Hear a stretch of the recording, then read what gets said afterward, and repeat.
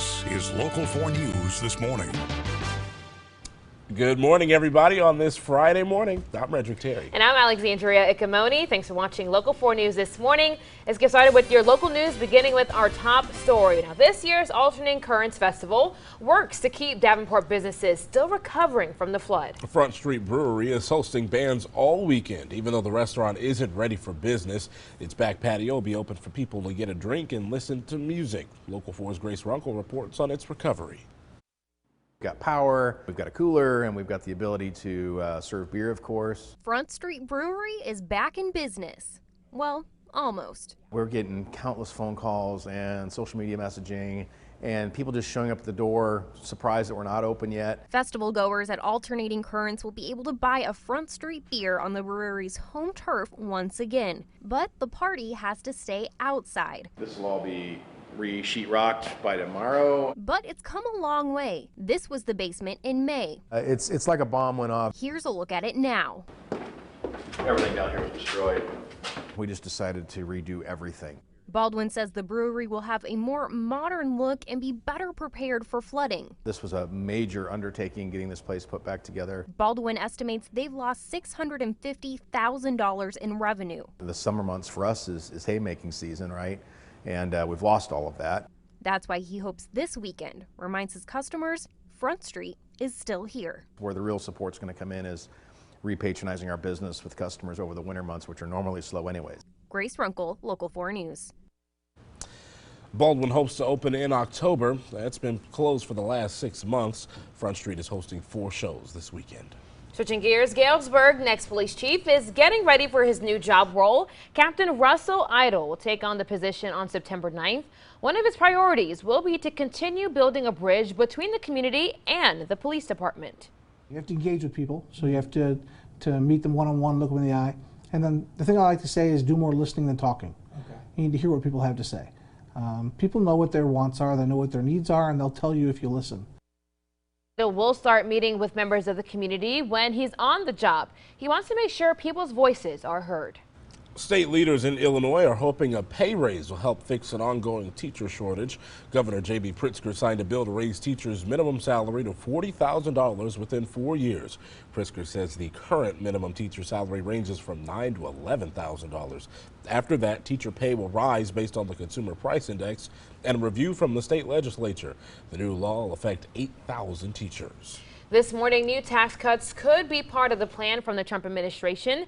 National Economic Council Director Larry Kudlow talked about it during a news conference yesterday. He's shaking off concerns about a recession. Kudlow says there is a lot of confidence in the stock market. He adds the administration isn't considering temporary tax cuts, but suggests a larger tax cut plan could be rolled out down the road.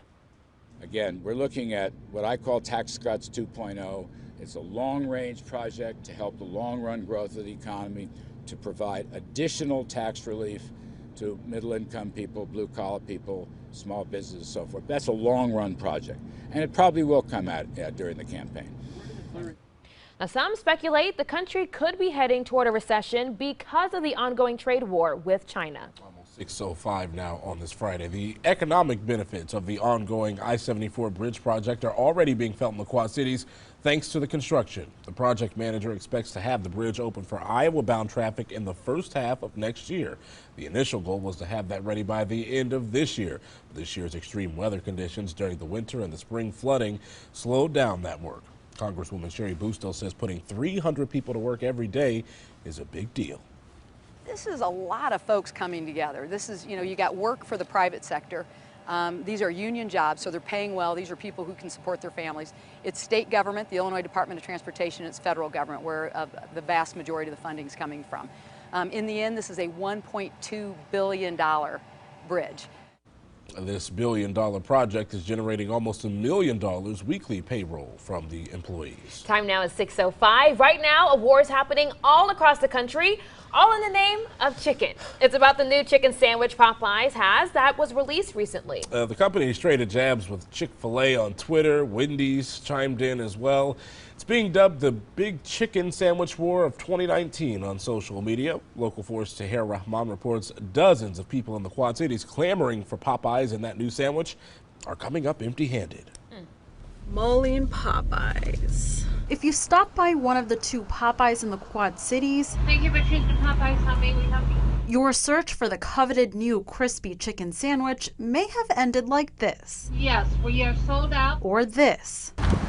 I can see perhaps like them being sold out in a major city, but this is small QC, Davenport. So yeah, I'm kind of hurt. I'm a little sad that my day was going to be made if I could have got me one of those chicken sandwiches. A few hundred sandwiches hit the QC on Wednesday. A Moline employee says they sold out in less than 24 hours. Davenport sold out in about a day and a half. I need to try this sandwich. All of my friends are talking about it. I have a few that said they've tried it and it's better than the Chick-fil-A sandwich. Dozens of people disappointed as they tried to pick a side in the poultry war. My wife actually saw a video on Facebook, and that guy said it was much better than the Chick-fil-A sandwich, and I love Chick-fil-A. So does she.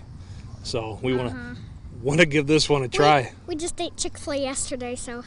Yeah. It was going to be the taste test today. Yes, it would have. But many say they will get their hands on one. Absolutely, without a doubt. I want to try it bad. Or maybe more than one. We're getting a lot of them in tomorrow. I'm probably going to buy a few of them for when they sell out again. I want to buy probably about 4. Because for some lucky enough to try it once, they say, Worth the hype? Yes, that's all I have to say is yes. All that needs to be said. Sierra Rahman reporting.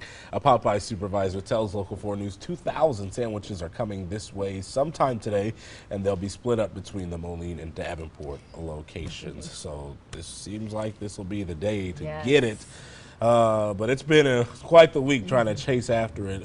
Really, if you've been trying in the Quad Cities, and if you actually have gotten it, you're one of the lucky ones, because a lot of people still haven't gotten the chance yet. Oh, for sure. We've been trying, the 3 of us, since Monday, and actually we still can't get our hands on it, so we're hoping that today's the day. We need to figure out who has the best chicken sandwich. Chick-fil-A, Wendy's maybe, or Popeyes. Okay, what? People have we can just go ahead and cross Wendy's right off the list. You don't even, we don't even need to try it. Okay. Nope. At least Chick-fil-A and Popeyes. Yes. We need answers. Yes. We do, yeah. I mean, look, you guys know I love some Chick-fil-A, so if there's a sandwich out there that can beat it, I want to know. I got to get my hands on it.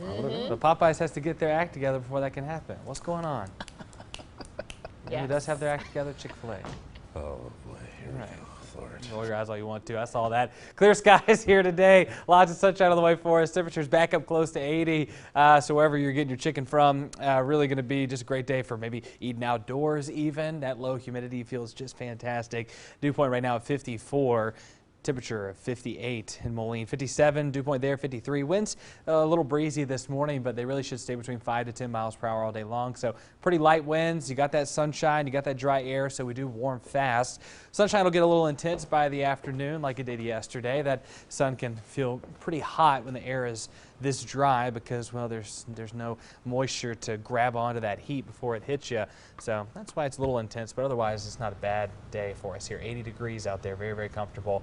And then tonight back down to the mid-50s. So bonfire weather, blue jean weather if you're headed out tonight. Very, very comfortable stuff. Good to know.